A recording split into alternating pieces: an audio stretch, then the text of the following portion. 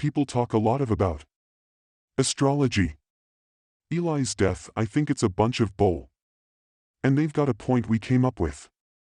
Astrology ages ago, back when science meant looking up at the stars and making up stories. Astrology is in science, but it is something lots of people identify with and use to explain their feelings, their issues, their relationships, and astrology may even be more than that. Once upon a time, astrology was really useful for science, and maybe science could still learn a lot from astrology, even if you think it's __. Once upon a time, astrologers were scientists. The ancient Babylonians were clever enough to notice that stars moved in patterns, and they seemed to affect daily life. The moon seemed to control everything from the tides to women's periods. It also just got really hot outside when the sun was in a constellation that looked like a crab. Well, sort of like a crab. Maybe the Babylonians figured they could resolve the chaos on Earth. They understood the stars better, so they started collecting data and using that data to tell stories.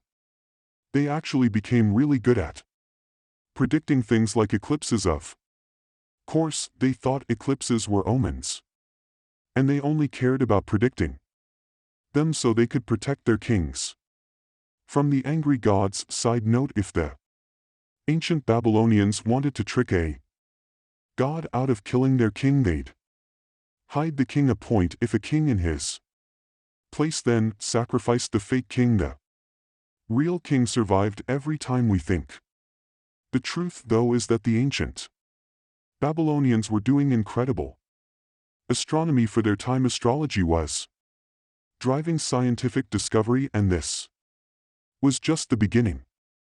2,000 years later, ancient people in Greece and maybe India discovered the Earth revolves like a gyroscope. This movement is called precession, and it happens incredibly slowly, but astrology required such precise observations. These people were able to notice that the Earth is in fact revolving on a cycle that takes tens of thousands of years to complete. The fact that they noticed this is pretty incredible.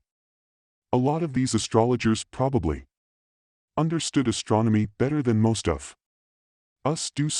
And the discovery of precession changed astrology to Western astrology. Started correlating sun signs to the seasons instead of to the stars. It's white. Your sun sign is tied to the time of year you were born. That means if you were born in the beginning of summer, you'd be a Cancer regardless of where the crab constellation actually is in the sky. Astrology had evolved with science, but astrology had a problem: music. Astrology was all built around the idea that the sun, planets, and all the stars revolved around Earth, and as science started suggesting otherwise, the astrologers made a bad bet and doubled down. Astrologers started ignoring science. Enter the scientific revolution with new tools like telescopes. Scientists were redefining the way we understood the universe, but not everyone was on board. For years, Europe's last official court astrologer tried to defend astrology. It didn't go well. It got so bad he started openly predicting the deaths of former friends. Scientists made him a public laughingstock to convince the rest of Europe that astrology wasn't real science. Around the same time, a college student named Isaac Newton went to the local fair and picked up an astrology book. It didn't make sense to him, but he wanted to understand it better, so he started studying mathematics and eventually discovered that physics could explain the connections between Earth and the stars far better than astrology ever could. Astrology lost.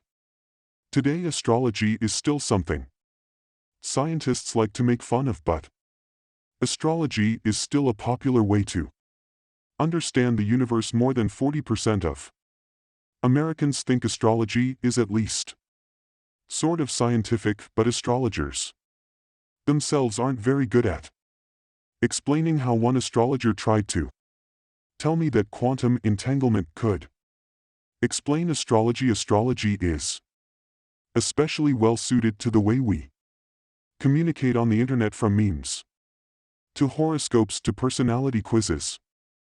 Astrology has taken over web culture.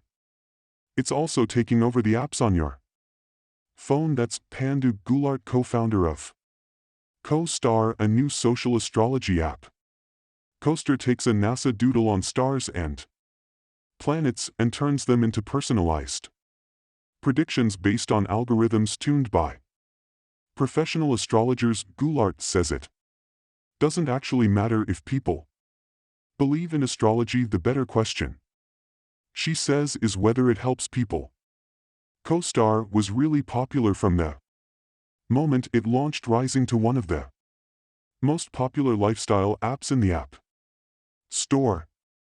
It's a download rates of nearly 1,000, and our Google Art has a theory about why versions of themselves, but using astrology, they're having really earnest conversations about who they are and what kinds of people they love and which kind of people break their hearts and why they're having a emotional hard time having even a language to talk about these things with. It just gives people a way to do that. People don't love astrology because it's scientific.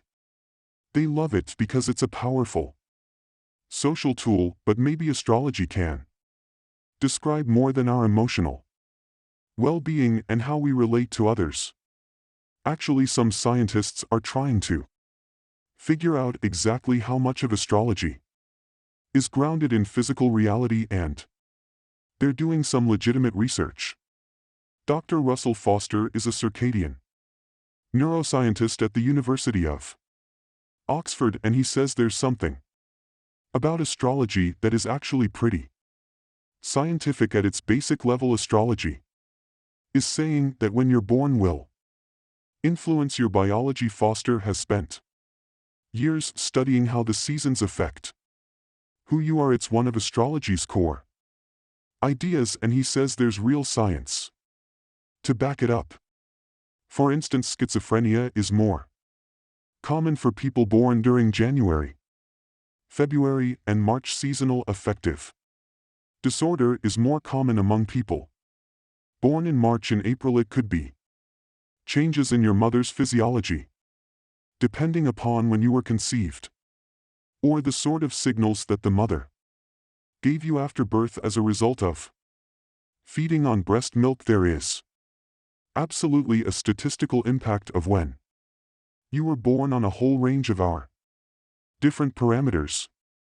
When you're born can affect everything from your lifespan to your height and weight. Your birth season can influence your personality and even your likelihood of developing an eating disorder or mental illness. Astrologers have always believed some version of that. The stars and our bodies all follow natural rhythms, and actually that idea has made astrology an important medical tool for centuries. This story starts around 500 years ago. Astrology and medicine had a long marriage. That's Dr. learned Casal, a philosophy of science lecturer at the University of Cambridge. Castle studies from the earliest surviving medical case books written around the year 1600. Medical records written by doctors using astrology. At the time, lots of doctors didn't actually write things down. They would simply treat patients on the spot based on their most obvious symptoms, but doctors who used astrology did things differently. They had to draw astrological charts, and in the process, they were done lots of information about the patient, and they used all that information to make medical predictions. Sort of like doctors do today. They could use strategy as a diagnostic to try to work out how the timing of feel Nostalgia. The art of prognostication is what doctors do medical predictions based on astrology probably didn't lead to the best health outcomes. The medical astrology alleged some of the earliest surviving medical journals which methodically tracked patient symptoms, and that's a practice central to modern medicine. And Castle says there's another practice modern doctors might want to take from those medical astrologers. The 17th century doctors could sell studies treated patients using remarkable amounts of information from bodily functions to family histories to the positions of the stars. Today modern medicine is also learning to embrace complexity. That's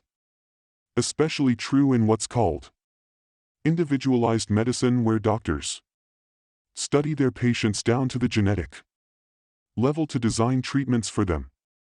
Specifically, as we move into individual medicine, I think there are lessons that it can learn from an older kind of medicine. Can actually say the complex number of factors that contribute to any single person's health and whatever illnesses they may suffer from, rather than these blanket correlations. Your sunshine or whether Mercury's in retrograde won't actually affect you, but that doesn't mean astrology has no value.